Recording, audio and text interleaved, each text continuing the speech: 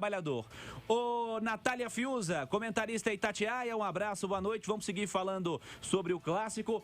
Perguntei ao Edu há pouco sobre os principais responsáveis pela construção desse 2-0 do América. Quero te ouvir um pouco sobre isso também, Natália. Ei, Cirilo, boa noite pra você. Ou bom dia já, né? Como diria Thiago Reis. Já. O pessoal achando que não ia ter a dupla Nath e Cirilo hoje, nunca falha.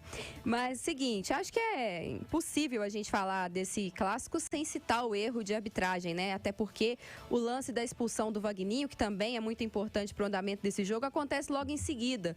A gente até comentava lá na redação que talvez, se o gol não tivesse sido anulado, o lance do Patrick na lateral, ali pelo lado esquerdo, nem teria acontecido, né? Mas foi um erro que influenciou muito, mas influenciou muito também a falta de maturidade ali do Vagninho no lance. Se ele realmente foi atingido pelo Patrick, ele poderia ter caído, o Patrick poderia ter, né, sido advertido com o cartão amarelo, a falta teria sido marcada e nada daquilo teria acontecido também em seguida.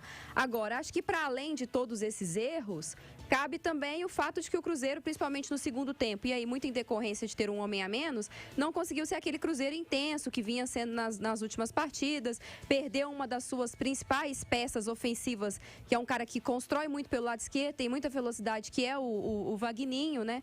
Alguns problemas também na parte defensiva, ele fez um teste com 3 zagueiros, não acredito que vá manter, acho que o Cruzeiro foi melhor na formação com uma linha de 4 na defesa, usando os seus laterais, de fato como laterais, mas dando também liberdade para que eles apoiassem, né? E hoje o Cruzeiro foi um time muito descompactado, acho que isso pesou muito no desempenho também dos atacantes. O Edu ficou isolado boa parte do tempo, depois o Thiago entrou, mas permaneceu isolado, a bola chegou muito pouco lá. E os méritos também do América, que a gente não pode deixar de destacar, né, Cirilo? O Marquinhos Santos utilizando um time mais qualificado, né? E aí conseguiu, principalmente no segundo tempo, controlar o jogo, colocar o Cruzeiro na roda ali e anular aquilo que o Cruzeiro ainda tinha de bom, que era, por exemplo, a velocidade do Bruno José, que entrou na partida. O que eu acho de mais importante depois disso, o Cruzeiro pegou hoje um adversário mais qualificado do que ele vinha pegando, um adversário de Série A, um adversário de Libertadores, um teste complicadíssimo em que ele não foi bem, dada também as circunstâncias. Mas achei legal o torcedor apoiar até o fim, porque é só o terceiro jogo da temporada, ainda tem muita coisa para acontecer e acho que o Pesolano pode fazer observações importantes hoje para ajustar esse time, mas não é nada de desespero, nem nada disso.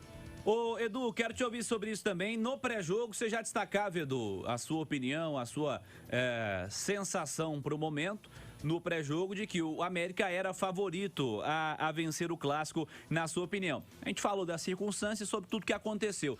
Tecnicamente falando, além dessas situações, vamos analisar as escolhas, as opções dos dois técnicos para a montagem dos times para hoje, que fizeram com que o América também superasse o Cruzeiro, Edu. Ô Cirilo, é difícil falar de escolhas nesse momento, né? Apenas o terceiro jogo do Pesolano, do Marquinhos Santos em 2022. Tem muito jogador que estreou hoje, tem jogador que ainda não estreou, tem jogador que não está 100% fisicamente. Hoje a gente viu o Sidney, zagueiro do Cruzeiro, sentiu uma lesão muscular. Aliás, era o terceiro jogo seguido do Sidney. Aí até uma pergunta a se fazer numa coletiva mais pra frente ao departamento físico do Cruzeiro, ao próprio técnico Pesolano, se não foi forçada a barra com o Sidney. O Panzi, era o segundo dele. Segundo, né? Sim. Era o segundo jogo do Sidney. Então ele acabou sentindo a lesão na coxa, enfim.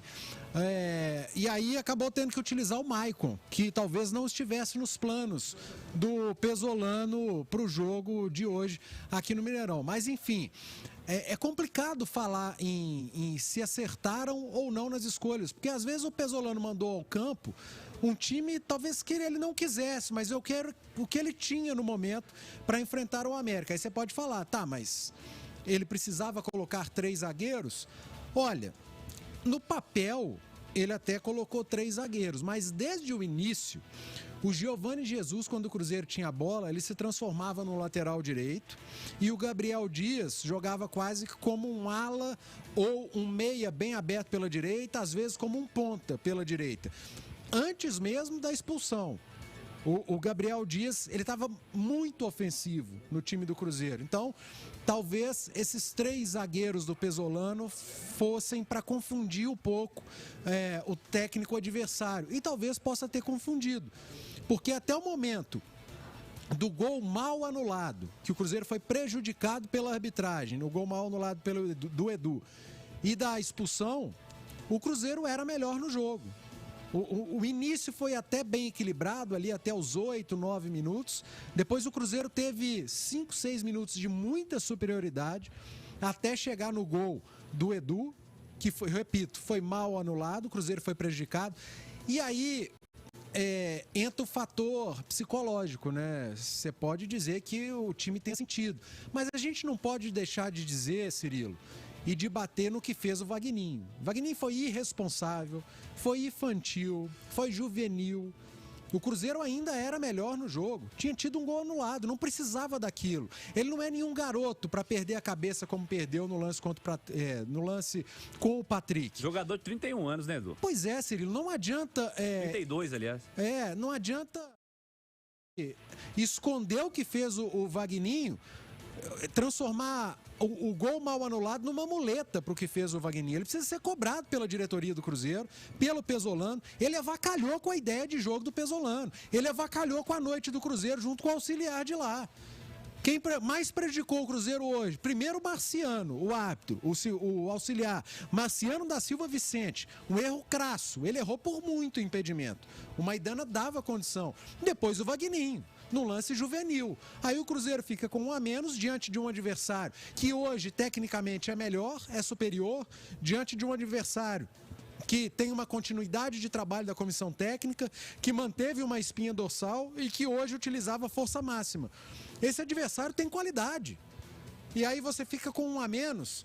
O Patrick foi lá, acertou uma cobrança espetacular de falta, depois fez a jogada pela direita, cruzando a bola para o Alê e fez o 2 a 0, e aí veio a superioridade numérica e técnica do América no jogo, que acabou controlando a partida até o final do primeiro tempo e principalmente no segundo tempo. O Cruzeiro até voltou com muito ímpeto, uma imposição física, jogo pelos lados, voltou bem para o segundo tempo. Mas logo que o Alberto me chamou na primeira participação, antes dos 10 minutos, eu falei: Alberto, é um jogo muito físico que o Cruzeiro está fazendo na segunda etapa. Vamos ver até onde vai essa força física, até quando o Cruzeiro vai aguentar. O Pesolano, no segundo tempo, aí sim que ele colocou o Gabriel Dias como um ponta mesmo. E aí depois fez uma alteração, tirando o Gabriel Dias, colocando o Bruno José e o Bidu, que havia entrado, jogando como um ponta esquerda, junto com o João Paulo lá pelo outro lado, empurrando o América para trás. Só que o Marquinhos Santos deu a resposta. Ele coloca o Carlos Alberto pela direita como ponta, segura a subida do Bidu. Ele abre o Felipe Azevedo, que estava jogando mais pelo centro, com o lateral aberto. Ele passa a ter o Felipe Azevedo como um ponta, manda o Marlon para o ataque. O Marlon começou a apoiar muito. O que ele faz? Ele segura o Bruno José. O que o Pesolano pensou em ter como atacante no segundo tempo, ele teve que ter como defensores. Bidu de um lado, Bruno José do outro. O América alugou o campo de ataque, alugou o jogo, controlou. Poderia ter feito 3, 4, mandou bola na trave. Cruzeiro não teve oportunidades, teve uma com o Thiago, que acabou sendo desperdiçado, porque ele não tinha ninguém com ele, estava sozinho. O Jori fechou o ângulo, muita gente vai xingar o Thiago, mas ele não tinha muito o que fazer. Ele recupera a bola, a hora que ele olha para a área, tinha 6 jogadores do América e nenhum do Cruzeiro. Então, o América controlou, mereceu a vitória, foi justa, mas a gente sempre tem que destacar o quanto o Cruzeiro foi prejudicado naquele momento, porque se faz 1 a 0 no momento que era melhor em campo, talvez a história do jogo fosse diferente. Perfeito, Edu, sem dúvida. Vamos seguir falando